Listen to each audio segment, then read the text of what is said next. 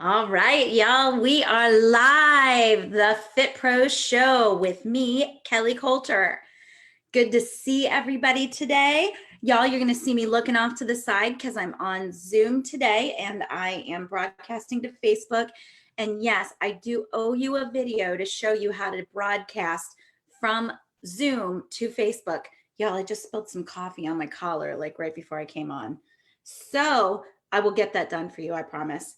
But you're going to see me over here just fiddling for a second because I just want to make sure I'm catching all of your comments and questions.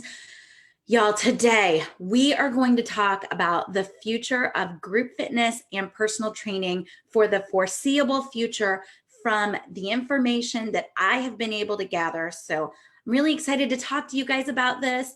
I think that we are all going to have kind of an eye-opening experience, and we've got some things to really think about. But you guys, I know right now, this is why it's so important to talk about this.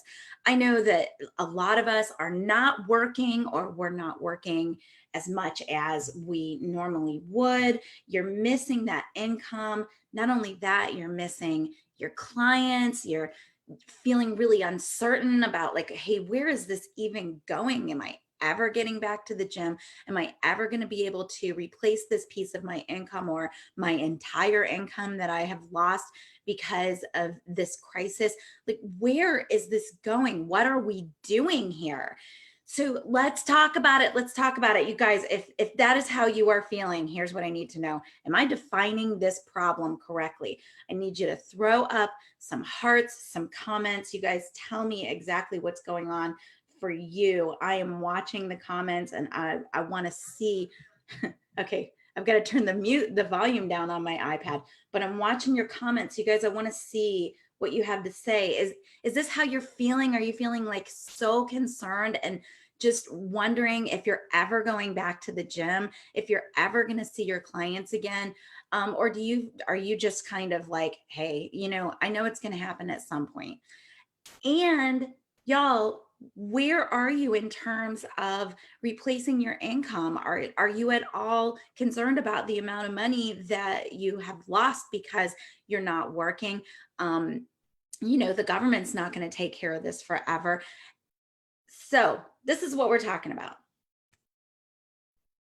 Crisis is coming to an end. I'm in South Carolina. We are starting to ease restrictions. You're seeing in South Carolina and probably in other tourism-based states that the restrictions are being eased largely around things that would be affected by tourism, if that makes any sense. So we're not seeing the gyms reopen, but we're seeing restaurants be allowed to serve outside and things like that. So I was just looking at a map, and what I saw was there are 10 states who have made no changes toward reopening. And then the rest are taking some very minor states or some minor steps toward reopening. Some of that might include barbershops, kind of more essential services. In South Carolina, we are not opening our barber shops. We are not opening our gyms, but we are opening the restaurants for outdoor seating because the summer is coming and tourism is going to be down by like 50% or more. So that's where we are. You guys, tell me what you're thinking about. So Chicago area, nothing happening, not even restaurants. Thank you for that feedback. You guys, who else? Who else? Hey, Terry, I meant to text you today. I'm going to text you later. Hard to know every day what to expect. We don't know. This thing is not changing from day to day like it was, but we're looking to get back to normal. And so let's talk about it. Keep throwing those comments up. I really want to hear from you guys. What we know right now is that we're not working, or we're working less, or we're working differently. Some of us have made the move to virtual. Some of us have not. We don't know when we'll be back in the gym, if we will ever be back in the gym. We don't know what to expect when we get there. We're kind of tired of watching and waiting. we don't want to wear a mask. We'll cover that in a second. And the reason that I'm coming to you from Zoom instead of Facebook today is because I want to do a screen share and show you some of the results from those polls that we took. And the other thing I think is on a lot of people's minds is, what are those cleanliness and sanitation standards going to look like in the gym when we get back? Are we going to be required to be doing like an hour of cleanup before and after? Are we going to be compensated for that? Historically with group fitness, we're not compensated for the before and after stuff. So what's that going to look like? And what do we do? How do we fit in? How do we start to look at our future here? So all right, let's talk about all that. But before we get to that, I want to ask you guys to just let me know that you're here. Throw up your comments, throw up your hearts. Just, you guys, it really helps me to know that you're watching and to know that that I'm coming to you and that you're interacting with me, because this is how I get my content for you guys, is by interacting with you. So before we start, let's talk about just a few things. The first thing is that I put a question up on the Facebook group just a few minutes ago, and I was asking if it would be helpful if we made the Fit Pros show into a podcast. So I'm hoping to bring in a few interns this summer, and that might be something that they can do for us. So I would just record it like I do here, and then they would take the audio portion of that and make it into a podcast. And that way you guys could just download it and listen to it like while you're running, or when you're on your way to work or whatever. It just might be a little bit easier, because I saw a lot of you putting up comments like, hey, I've got to be somewhere, but is it going to be available later? I really want to listen. I really want to watch. So I want to make sure that this content is available to all of us and that we're all able to participate in it. All right. And so then the other thing that I wanted to announce before we get started is that we are doing a challenge, sort of a challenge / contest right now with Muscle Mixes music. And it is around this transformation challenge. So if you or your business or your mindset or your clients have gone through some major changes during this time of crisis, I want you to go to fitprosconnect.com and write an article about it. You can write, you can make a poem, you can make a video, you can write a song. Whatever you want to do is great. I'm really excited to see the creativity. Maybe you do a workout video and it's all about what your transformation has been. But I want to hear your transformation stories. I want to hear how you took your business and pivoted so that you were able to keep things going, or how you decided to just go inward and focus on yourself, and maybe you made a spiritual transformation or a mindset shift that really affected your life in some really positive ways. You guys, I'm looking over my head here and I'm seeing this plant and it's kind of cracking me up, so now I'm kind of doing some of this. Okay, so we've got this challenge going on, and the way that you enter is you go to fitprosconnect.com and you enter it as an article, and then you make it the category would be transformation challenge. And I am so excited to see what you guys put there. I think that on top of winning free music from Muscle Mixes, free membership to the app, I am planning a mastermind group, and you will get free admission to that mastermind group. I forget if it's 12 months. I think I put 12 months. And so that we'll just say it's going to be 12 months. And so you will get in that, and that will be a tool to help you bring your virtual classes and business forward. And so those are the things that are up for grabs as far as that challenge goes. But on top of that, you guys, you could really help affect some other instructors and trainers who are struggling and maybe, not able to make a change yet, just really still feeling like the effects, the shock and the awe, and not able to kind of move forward. You guys are stepping up and helping each other with this challenge by telling your story and by getting that information out there. You could spur ideas, inspiration, just really get out there, tell your story. I'm so excited to see what you guys do with this. Okay, so Myram is saying that's a great idea to have a library of all the calls and podcasts. And there is a library out there, you guys. If you go to, I just put it in another link, but if you go to topics under our Facebook group, there is a topic called the Fit Pro Show, and that does have all of the past episodes or most of the past episodes. Okay, so those are the announcements. The other day, we put a poll up, and I'm going to share my screen with you, and I'm going to show you the poll. So we did a poll, and what we asked here is if you were asked to wear a mask in order to teach in-person classes or in order to do your personal training sessions, would you do it? And it's a little bit of an unfair question because I think personal trainers could probably do this a little bit easier than group fitness instructors because we participate along with our students when we teach group fitness classes. And I just want to say this is a hypothetical. I haven't seen anywhere where it has been suggested that an instructor would have to wear a mask during class or that a personal trainer would wear a mask during a session. But we went ahead and did the poll. And what was interesting to me, first of all, I thought it was really interesting the additional responses that came in. So I put in the yes and the no. Overwhelmingly, the answer was no. And I think, change is hard. And I think it would be really hard for us to fathom wearing a mask.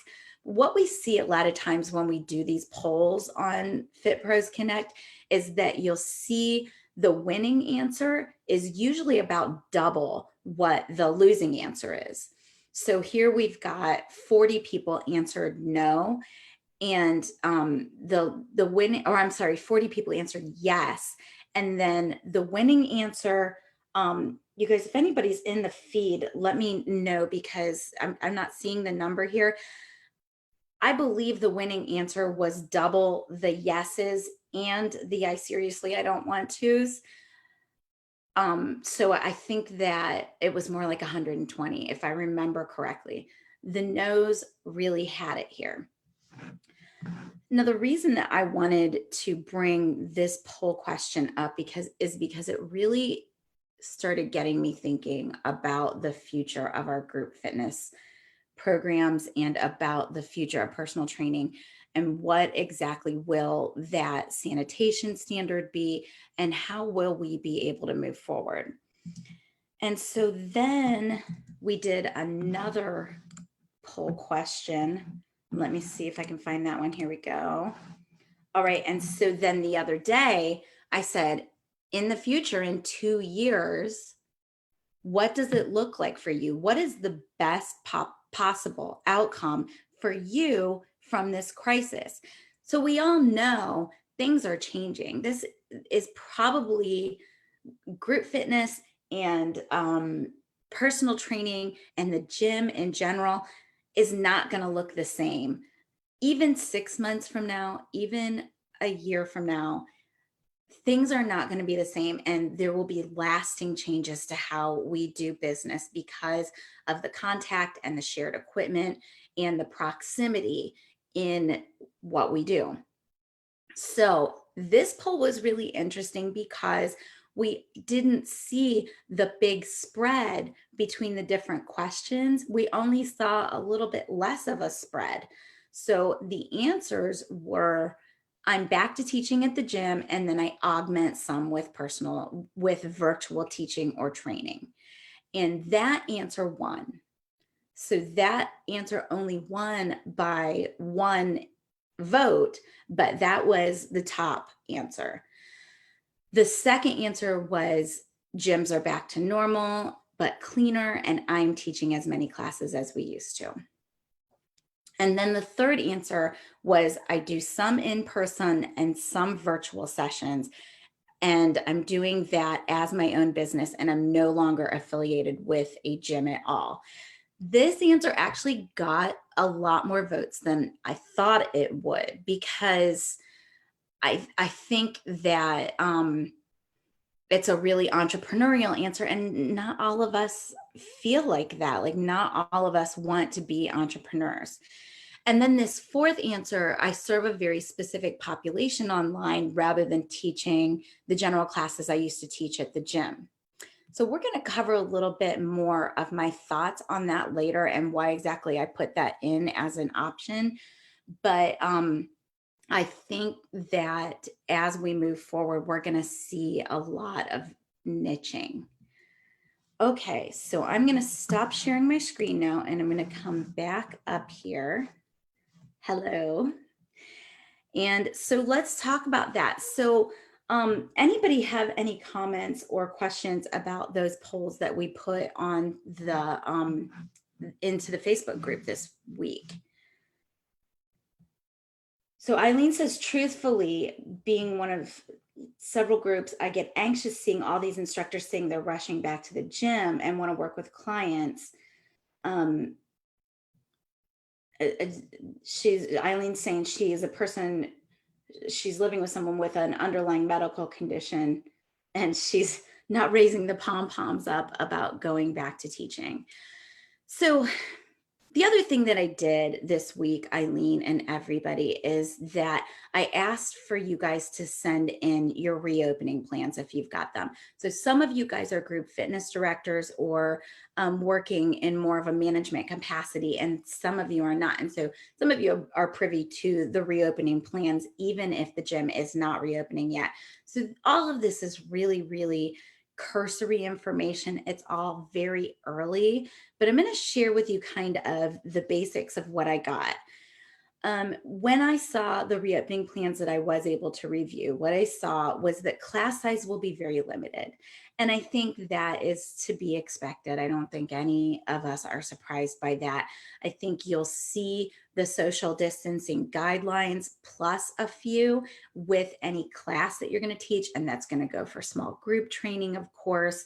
That's going to go for personal training in the capacity that you're going to have to maintain social distances from other people within the workout room.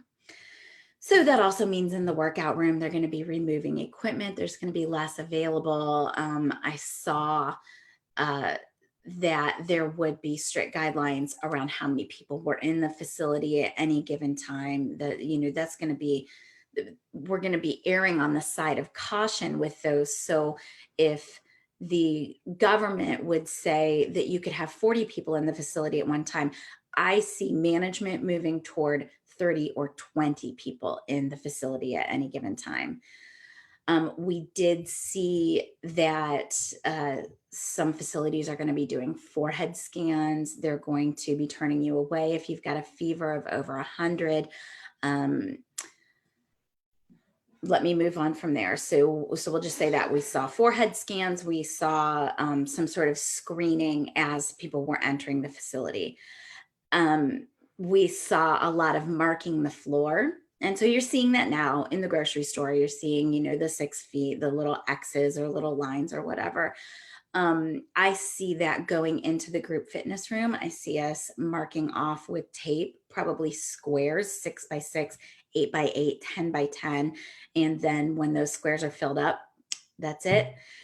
So, I like masking tape on the floor. I actually have used masking tape on the floor a lot for different things that you could do in kickboxing class and other classes. There's some cool ways that you could use an axe and jump around it.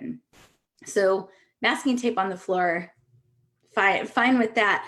But what you're going to see is that you can only serve a small population in a group fitness class. So in the gym, you start to see the benefit of being able to have group fitness classes go down a little bit. And I think that's going to be a really interesting conversation going forward as you see management start to evaluate the usefulness and the ROI of group fitness. It could be that they really do start to see how many people they can serve with group fitness at a lower cost.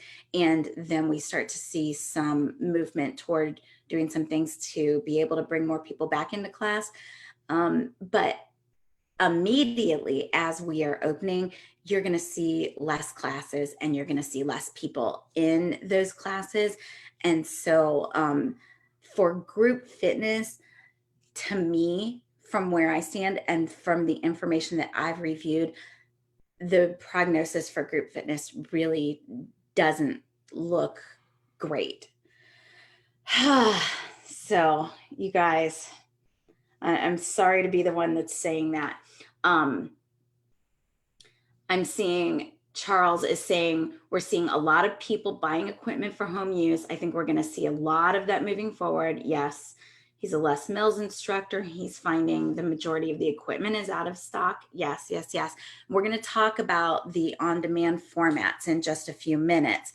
But I'm going to finish talking about what I'm seeing from the reopening plans, and then let's talk about that. I completely agree. The on-demand formats are going to continue to see a huge boon. And that's okay, because we've got a plan. We're going to move forward together, y'all. All right, so classes will be held outside when possible, and that's probably true with personal training too. I think that can go on for only so long. Right now we're moving into summer, so great. Maybe that helps us get to open, but at some point you're going to see, people getting injured, getting shin splints because they're running on concrete or tripping over things. I don't see that being a long-term, very viable solution. I love outdoor workouts, and I think it's amazing that we would use outdoor more. And I think it's a great thing, but just the society we live in, as things do start to move back to normal and you start to see more and more people come in, I just see that being an invitation probably for accidents or complaints so I don't think that's probably a viable long-term solution, although I love it. I have reviewed at least one policy that included everybody wearing a mask into the facility, and then all the way to where they would be standing in the spot where they're going to be doing their workout. And this was specifically a group fitness studio. So they've got prescribed spots. The floor is marked. They wear their mask. They come into class. They get all set up. They can then take their mask off. They can do their workout. Same with the instructor. The instructor was not asked to do the workout in the mask. So the instructor is in this policy able to take the mask off, do the workout. Then they have to put the mask on before they walk over to get any sanitizer or do anything. And then they can spray off whatever equipment they've got if they'd like, and get out of there with their mask on when they're not in their prescribed spot. So does that all make sense? They've got like a square that they can stay in, and when they're in that square, they can have the mask off.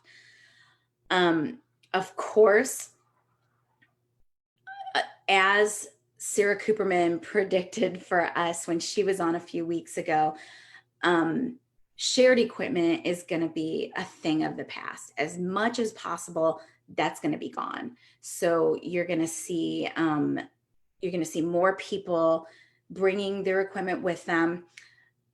You're going to see more of the types of equipment that people can carry with them. So I think what that means for us as trainers and instructors is we need to freshen up our knowledge on using bands. If you're planning to go back to the gym when it opens, you need to freshen up your knowledge of how to use bands as weighted equipment.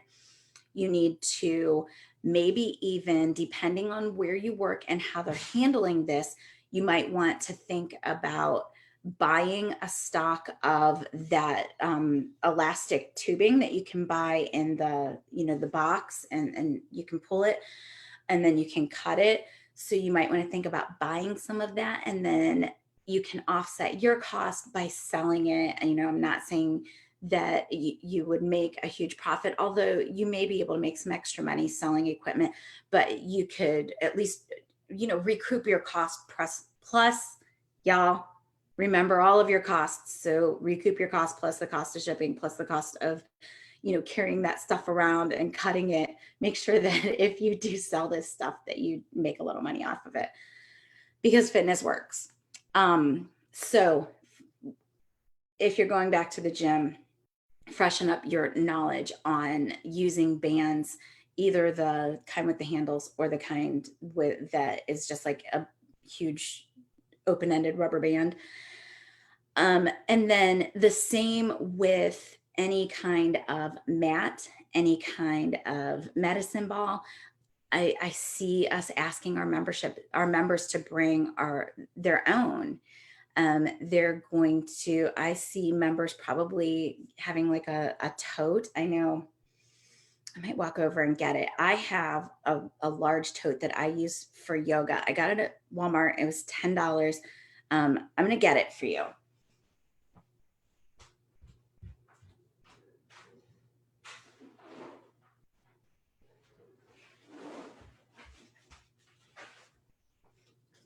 So you guys, I I kind of foresee us all, participants and instructors, having something like this where it's got like the hard sides and it can carry a bunch of stuff. I can put 4 yoga mats in here, maybe more. This is the kind of tubing that I was talking about. And maybe medicine balls. And I can also put the bands with the handles in there. I foresee everybody carrying their own equipment in, and maybe that's me being alarmist, but that's kind of where I'm at. Do you guys agree with that at all? Do you think that that's where we're headed, at least for the next 2 to 3 years? Valerie says she wants that tote. I got it at Walmart and I can't find them anymore. If I do find them, I might buy them all and then I'll send them to you guys. It was like $10. They do have them on Amazon. So I'll find one and I'll put a link up after the show.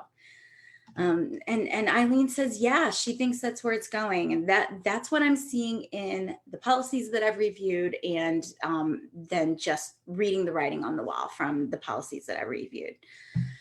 Now tell me what you think of this. I see facilities adding virtual classes and requiring us to do virtual classes as part of their value add. I think that whether they open the group fitness room to you or they do an in-house studio, or they just require you to kind of broadcast your class as you teach it, I see that being part of the value add. So, which brings up some interesting issues, because if we are required now to broadcast our class, will we get training? Are they going to ask us to use our own phones and our own data? Will there be proper equipment for broadcasting? I think these are things that, as we move forward, we're going to want to cover with our facilities. A proper policy and a proper program would have a professional setup that is easy to use and only requires the instructor to really just press a button, or maybe type in a few things and then press a button. But broadcasting while we're teaching is going to become a request, I think, of a lot of studios, and it is a real stretch for a lot of reasons. First of all, it brings a lot of us out of our comfort zone. It requires us to learn a new skill set. I think there's a lot of technical issues that are going to have to be addressed and covered and accounted for beforehand. So I see that happening as part of the beginning of these reopening plans, but I kind of foresee it going away pretty quickly because I know, so you guys know I traveled last week and the week before, and I was at the beach house, and I was doing my 8 a.m. yoga classes from the beach. Let me tell you, y'all, every single day, technical issues, every single day, something different. I've been teaching for 26 years, but I've also been a Webby. So I do technical stuff for a living for 20 years, since 1999. And I was almost in tears this morning before I went live at 8 a.m. because of technical issues. Like, I was literally almost in tears. So to say that that just becomes like this smooth little part of our job is unrealistic on the part of a gym management staff. So there needs to be technical assistance, and there needs to be the expectation that there are going to be problems, and that it's going to be something that is going to have to be worked through. And I think that the participants can't necessarily depend on every class being broadcast and being broadcast on time and properly, and there never being sound issues and that sort of thing. Because that's what I encountered a lot is sound issues that I wasn't aware of until after class. So, all right.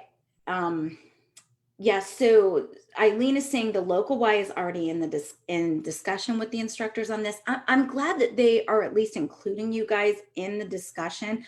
And I was talking to someone else the other day about their reopening plan, and she was saying that she had seen, I think on SCW, they had done something and said, hey, listen, bring your instructors and trainers in and let them be part of that plan. And I think that's really true. It's very important to bring everybody in and let them be part of the plan, even if they don't necessarily completely agree with it.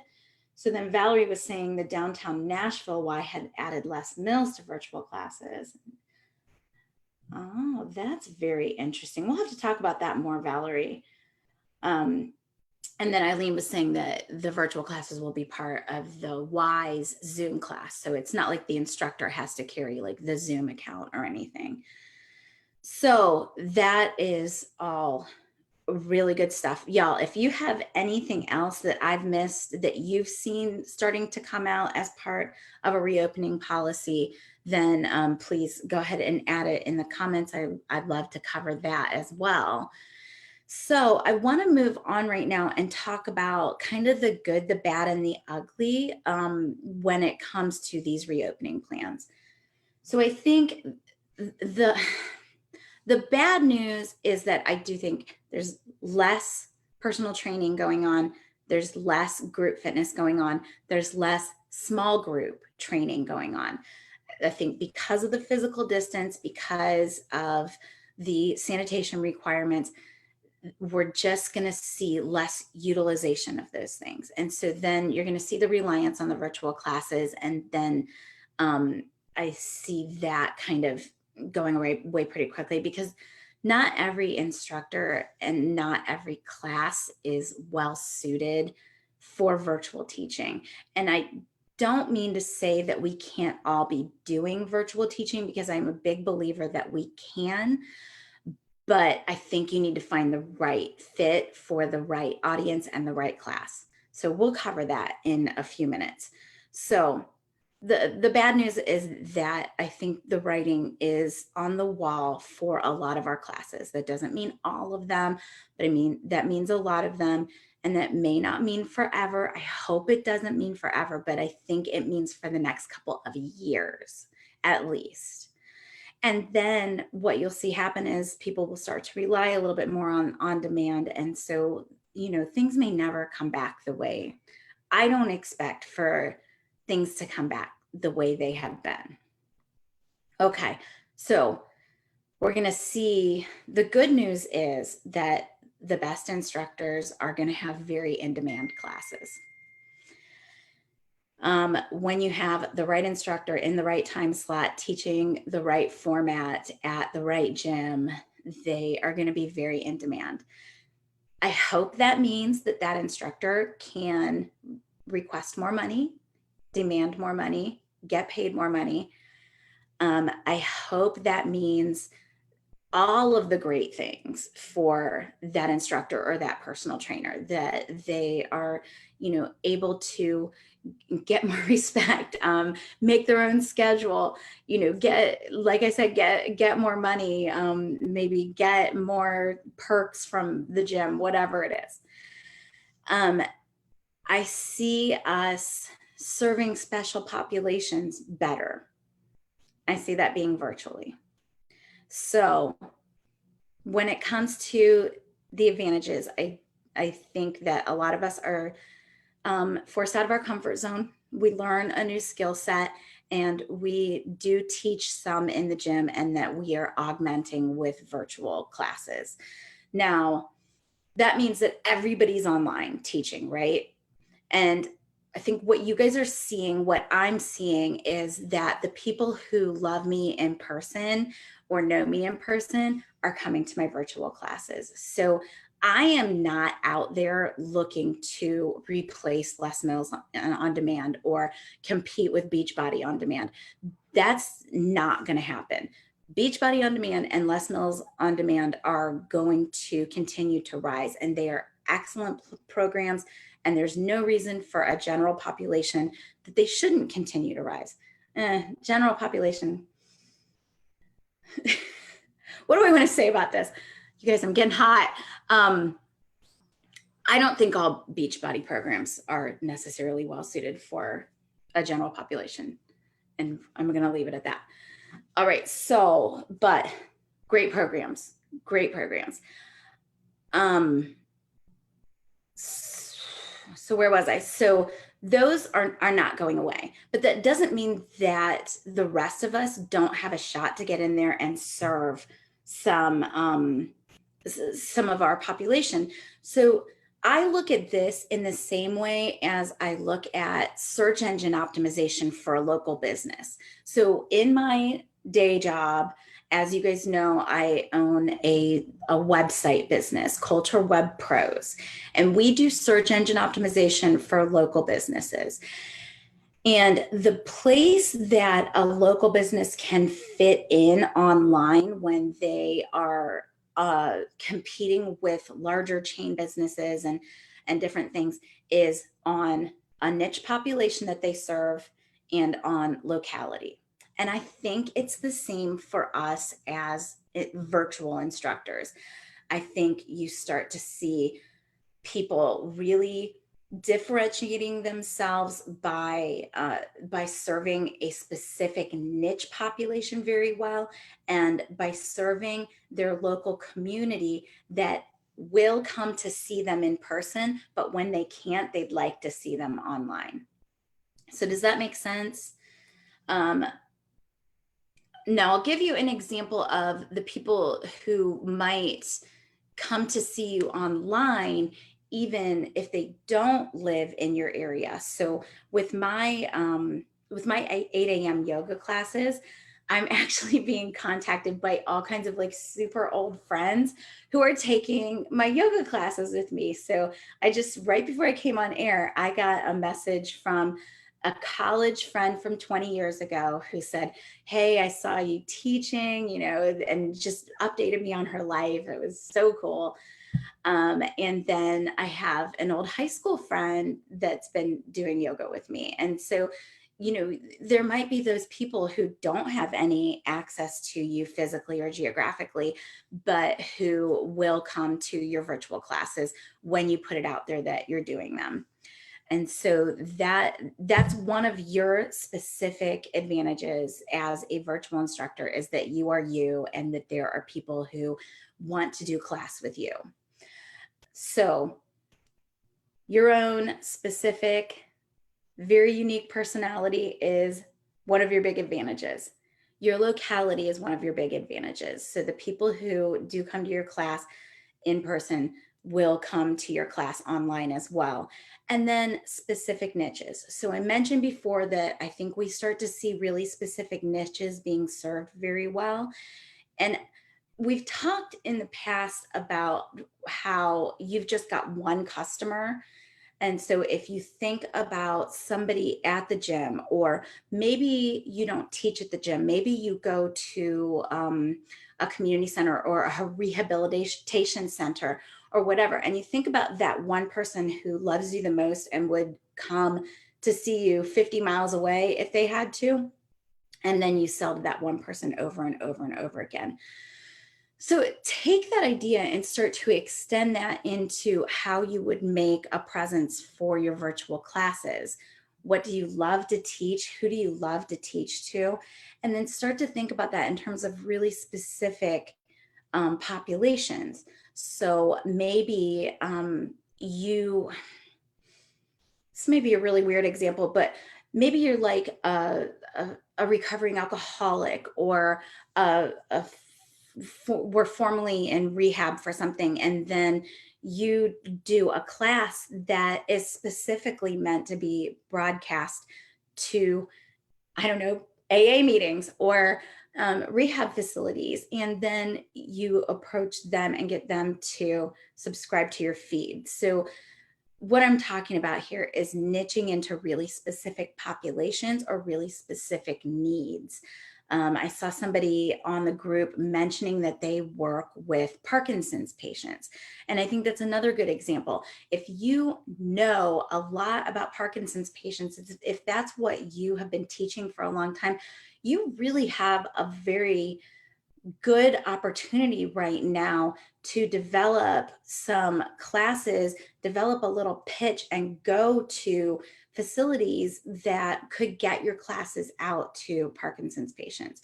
So I think the good news in all of this is that some really specific populations get the opportunity to get some attention and get served really well, because they may be being served right now by one or two people. But if we nationally, let's say we have 20 people now serving a really niche population, they've got a choice and they're able to get the best service that works for them. So that's the good news. We are all in this because we care about the people that we serve. And so the good news is that we do have the opportunity to come in and serve those people really, really well. So how does that sound to you guys? Does that make sense? You guys agree with that? Disagree? Get any questions? Was I clear with the point that I was trying to make there? Throw up some hearts for me. Throw up some questions. I'm checking the feed right now. Okay, so I think that's the really great thing. And so I think the last thing we need to talk about is, what do you do right now to start to prepare yourself for going back to the gym, or for hearing that news that your class did not make the cut and you are not going back to the gym, or maybe you're only going back to the gym for half of the classes or half of the sessions that you used to teach. If you are already, well, across the board, let me back up. Across the board, I think that we all need to spend our time right now leveling up our skill set. So reviewing the things that we love to do and really becoming an uber expert. So for me, I don't know if this translates exactly, because I don't know if I will ever teach another in-person cycle class, but I love teaching my cycle classes. And so it's probably a good idea for me to go and get a few extra online certifications, a few extra, maybe start doing some other instructors classes, just leveling up that skill set and making sure that if it's between, if they're only going to offer 3 cycle classes a week at my gym, that I'm considered as one of the uber experts and that I would get in there and get to teach that class. I would review videos. So we all are going to this week review videos of ourselves teaching. So if you have gone virtual, this is easy. You can go back and watch some of your virtual sessions. Y'all, super painful. I know. I'm sitting here, I'm talking to you guys, I'm watching myself. I go back and I watch this again and I kind of like catalog all the stupid things that I say or how many times I said or whatever. Um, um, but that's not something I was always able to do. It's really hard at first to watch yourself on video. It's really hard to listen to your voice, and it's something you kind of have to get used to, for a lot of us at least. But go back and watch yourself on video and listen to your voice, and really start to get familiar with some of the things that you're doing that you think are really good, and some of the things that you're doing that you don't think are really good. And then that is going to 10x any kind of improvement that you could make in teaching. So whatever improvement that you might make over a month of teaching classes, you're going to make 10 times that amount of improvement if you go back and watch those classes as well. I promise you, it's a little bit of a time investment. You have to get past that little ick feeling in your stomach, but it will be so good for you in so many ways. So just do it. Go back and review past videos. If you are not teaching virtually right now, I need you to just record yourself teaching a class or two. Whether you get some people out in the cul-de-sac and do a class outside, or just do it for yourself in the bedroom or outside in your backyard, whatever you have to do, just teach a few things and watch. Level up your skill set.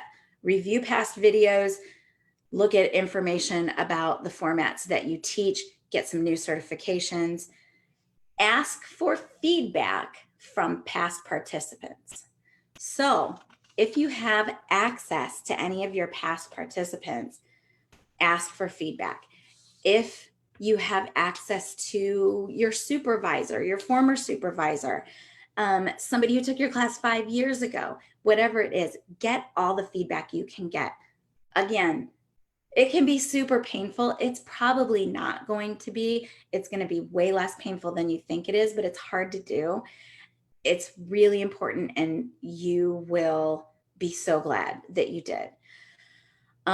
If you are feeling really brave, you could also get feedback from people who don't take your class. So I think this is huge for gyms in general. I think a lot of times we get in this echo chamber where we're getting feedback specifically from the people who are using the services, and we neglect to get the feedback from the people who are not using the services, who might come in and use more if we were able to hear like one or two things from them, because normally it's just going to be these slight tweaks that we just need to hear about and know about, and it's not going to be as painful as we think it is.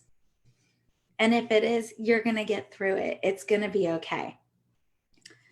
Okay. So I've got 2 more things and then we're out of here. It's 2:48. Y'all, I said I was only going to talk for half an hour today. I hope these things are not too long for you guys. Let me know what you think. Am I going too long or what? Yeah, and Rocky says watching yourself is so eye-opening. And then Eileen said that watching themselves, oh, interesting. Eileen says, go back when you video yourself, go back, watch it with the sound off. So just watch your mannerisms and, kind of have your eyes peeled, and you'll get more of the visual stuff because you're not listening. And then go back again and just listen and watch don't look at the video at all. Really, really good. Really good. I love that, Eileen.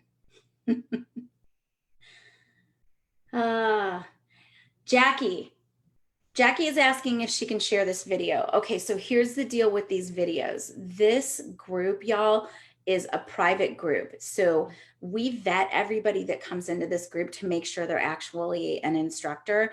And so in order to see these videos live, you have to be part of the group, which means you have to be an instructor, which means you have to request access to the group ahead of time.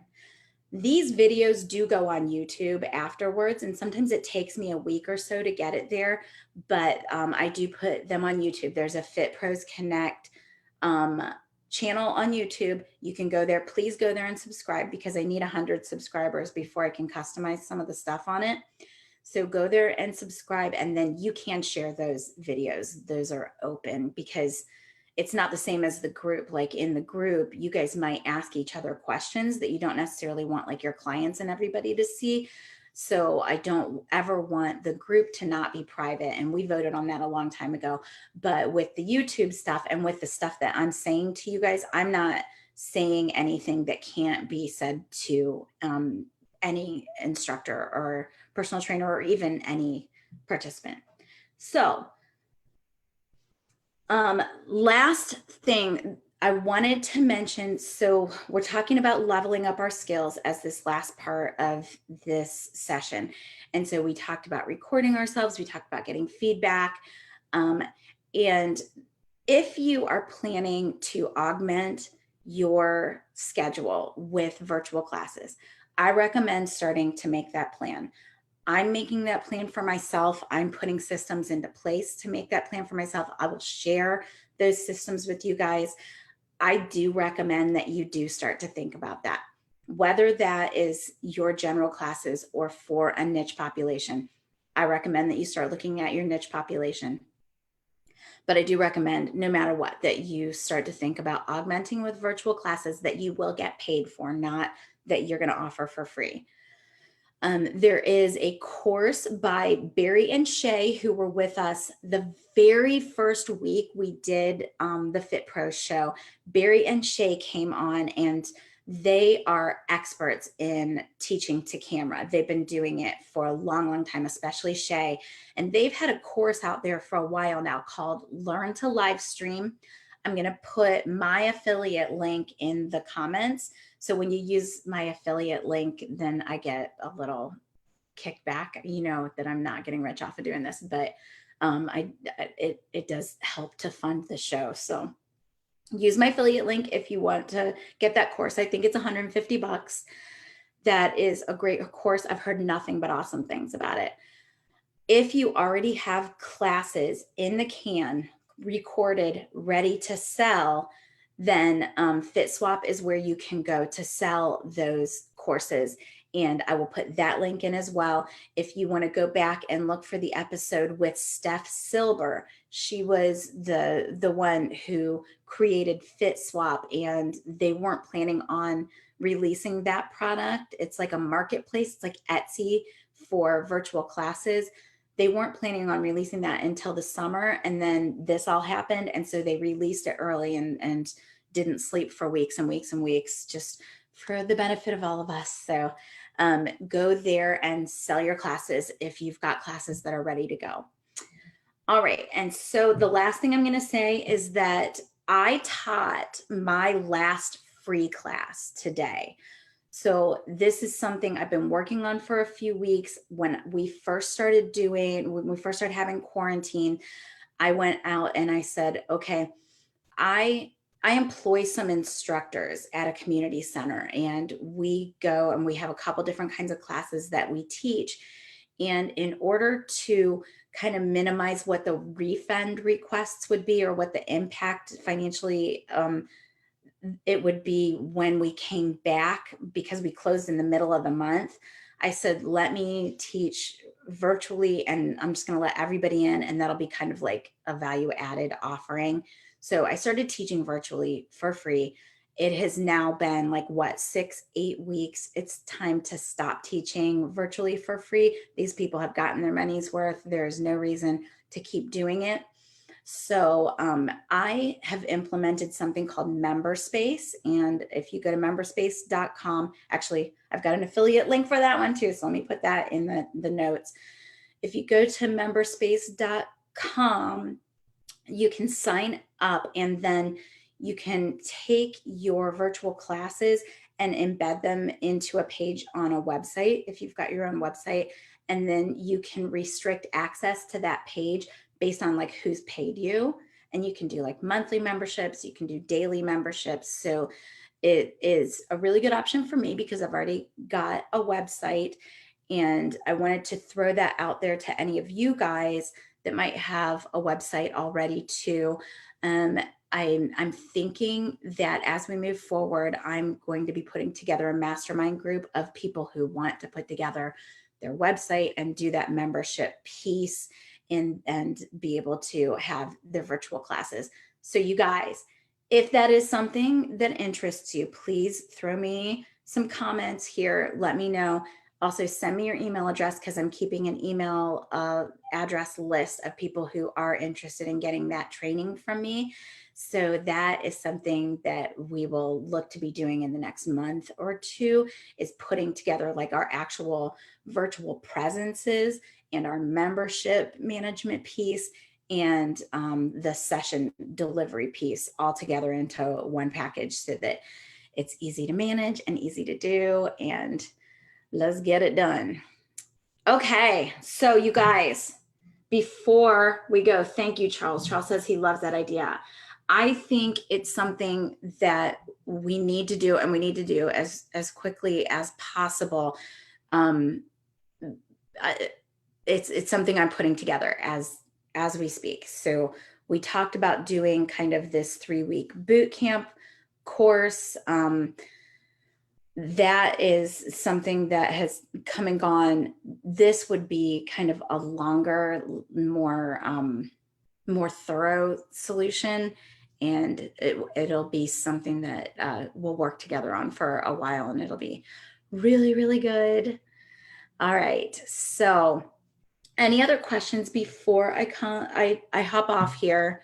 Make sure that you send me your email address either through DM or just put it in the comments, whatever you're comfortable with, if you are interested in getting more information once we get that mastermind started, where we will put our websites together and the membership piece and all that.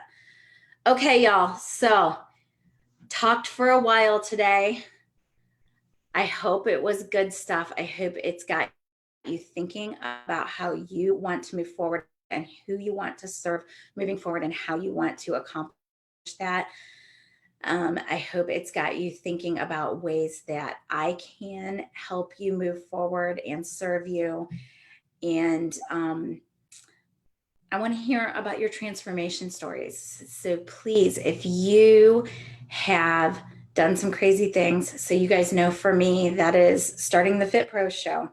This came out of the quarantines. It's something I have wanted to do for years. I think I recorded practice sessions where I was just talking about what's going on in the group like years ago, like 5 years ago. And I never flipped the switch. And then all of a sudden this quarantine happened. And I said, if there is somebody in this world that's got something to say that can help these people make money in this time where they're not able to go in the gym and make money, it's got to be me. I hope it's me. So I hope this has been useful to you, but I want to hear about your transformation, your transformations. What have you done differently and better and more? And how have you changed your life for the better during this time of crisis? So submit that as an article at fitprosconnect.com. All right, y'all. I think that's it. Thursday, we will have Shannon Fable here. So I'm looking forward to seeing y'all then. Thanks.